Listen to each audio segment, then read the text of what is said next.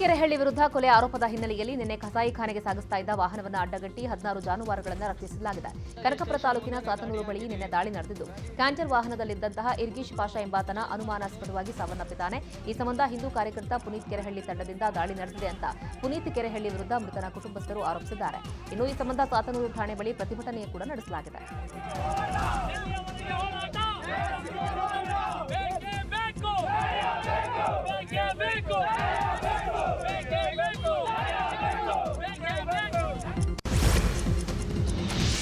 ಬೆಂಗಳೂರಿನ ಕೋರಮಂಗಲದಲ್ಲಿ gang rape case ಸಂಬಂಧ ಗೃಹ ಇಲಾಖೆ ಬಗ್ಗೆ ಮಾಜಿ ಸಿಎಂ ಸಿದ್ದರಾಮಯ್ಯ ಕಿಡಿಕಾರಿದ್ದಾರೆ.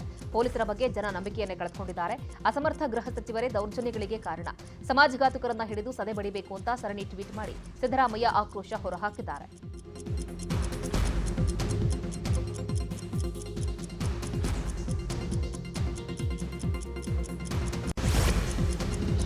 ಶಾಸಕ ಮಾಡಾಳ್ ವಿರೂಪಾಕ್ಷಪ್ಪಗೆ ಜನಪ್ರತಿನಿಧಿಗಳ ವಿಶೇಷ ನ್ಯಾಯಾಲಯ ಏಪ್ರಿಲ್ 11ರವರೆಗೆ ನ್ಯಾಯಾಂಗ ಬಂಧನ ವಿಧಿಸಿದೆ. ಇದೇ ವೇಳೆ ಮಾಡಾಳ್ ವಿರೂಪಾಕ್ಷಪ್ಪ ಪರ ಜಾಮೀನು ಅರ್ಜಿಗೆ ಆಕ್ಷೇಪಣೆ ಸಲ್ಲಿಸಲು ಲೋಕಾಯುಕ್ತ ಅಧಿಕಾರಿಗಳಿಗೆ ಸೂಚನೆ ನೀಡಲಾಗಿದೆ.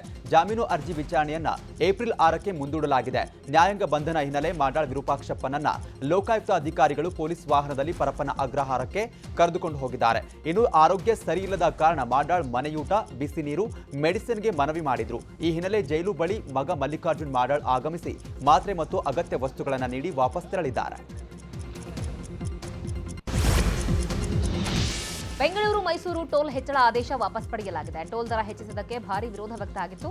ಇದೇ ಕಾರಣಕ್ಕೆ ಹಳೆ ದರವನ್ನೇ ಮುಂದುವರಿಸಲಾಗಿದೆ. ಈ ಬಗ್ಗೆ ಹೆದ್ದಾರಿ ಪ್ರಾಧಿಕಾರದಿಂದ ಪ್ರಕಟಣೆ ಹೊರಡಿಸಲಾಗಿದೆ.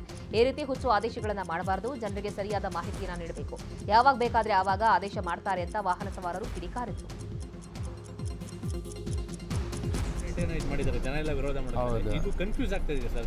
ಹೌದು, ಕನ್ಫ್ಯೂಸ್ ಆಗೇ ಆಗುತ್ತೆ. ಮತ್ತು ಎಷ್ಟೋ ಜನ ತಿಳ್ಕೊಳ್ತಾರೆ ಹಳೆ ರೇಟ್ ಇದೆ ಅಂದ್ಕೊಂಡು.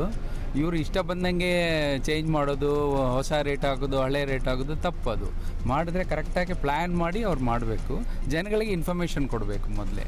ಅದರಿಂದ ಇವ್ರು ಮಾಡ್ತಾ ಇರೋದು ಒಳ್ಳೇದಲ್ಲ, ತಪ್ಪದು. ಅಂದರೆ ಇದು ಹೊಸ ರೋಡ್ ಆಗಿರೋದ್ರಿಂದ ಅವರು ಸರಿಯಾಗಿ ಇದನ್ನು ಮಾಡ್ತಾ ಇಲ್ಲ. ಯಾಕಂದರೆ ಕಂಪ್ಲೀಟ್ ಎಲ್ಲ ಆದಮೇಲೆ ಟೋಲ್ ಕಲೆಕ್ಟ್ ಮಾಡಬೇಕಿತ್ತು. ಅರ್ಧಕ್ಕರ್ಧ ಕಲೆಕ್ಟ್ ಮಾಡೋದು. ಎಷ್ಟೋ ಕಡೆ ಇನ್ನೂ ಜನಗಳು ಒಳಗಡೆ ಬರ್ಬೋದು, ಹೊರಗಡೆ ಬರ್ಬೋದು. ರೋಡ್ ಕಂಪ್ಲೀಟೇ ಆಗಿಲ್ಲ. ಮಾಡದೇ ಇದ್ದಂಗೆ ಮಾಡೋದು ತಪ್ಪದು. ಇವತ್ತು ರೇಟ್ ತುಂಬ ಚೇಂಜ್ ಮಾಡಿದ್ದಾರೆ ಅವರು.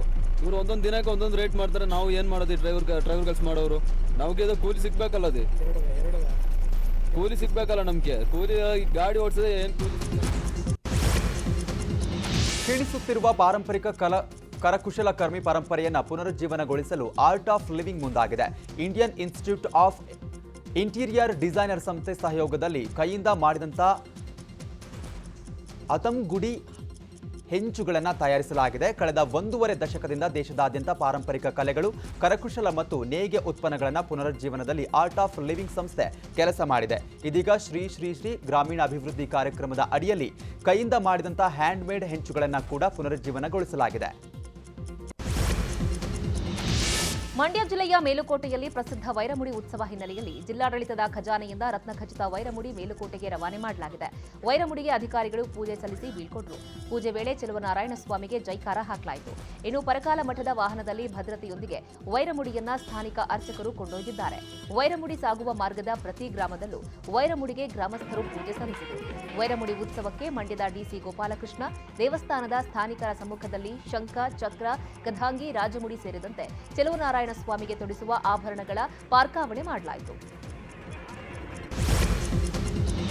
ಪ್ರಧಾನಿ ನರೇಂದ್ರ ಮೋದಿ ಏಪ್ರಿಲ್ 9ಕ್ಕೆ ಚಾಮರಾಜನಗರ ಜಿಲ್ಲೆಯ ಬಂಡೀಪುರಕ್ಕೆ ಬರ್ತಿದ್ದಾರೆ. ಆದ್ದರಿಂದ ಏಪ್ರಿಲ್ 8 ಮತ್ತು 9ರಂದು ಪ್ರವಾಸಿಗರಿಗೆ ಸಫಾರಿ ಬಂದ್ ಮಾಡಲಾಗಿದೆ.